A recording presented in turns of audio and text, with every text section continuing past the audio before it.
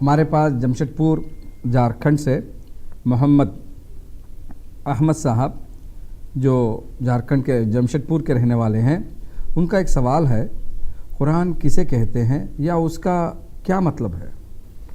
جی عزیز ناظرین، آپ نے ابھی سنا کہ یہ ایک سوال ہے جمشید پور شہر سے محمد احمد صاحب کی طرف سے، قرآن کسے کہتے ہیں یا قرآن کا کیا مطلب ہے؟ میں سمجھتا ہوں کہ محمد احمد، یہ تو آپ کو پتہ ہے دنیا کا سب سے پیارا نام ہے، اور نبی اکرم صلی اللہ علیہ وسلم کے یہ دو نام بڑے پیارے نام ہیں، اور دونوں ان کا نام ہے جز ہے نام کا، تو اس سے معلوم ہوتا ہے کہ مسلمان ہی ہیں۔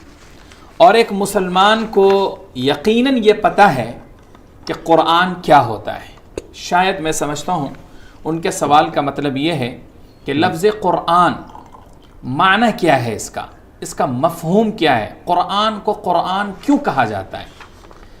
تو آئیے میں اس اعتبار سے قرآن کی لغوی تشریح، لغوی معنی کیا ہیں، میں آپ کو بتلاتا چلتا ہوں۔ دیکھیں، عربی میں لغات ڈکشنری جب آپ اٹھا کر کے دیکھیں گے تو آپ کو اس کے کئی معنی وہاں آپ کو نظر آئیں گے۔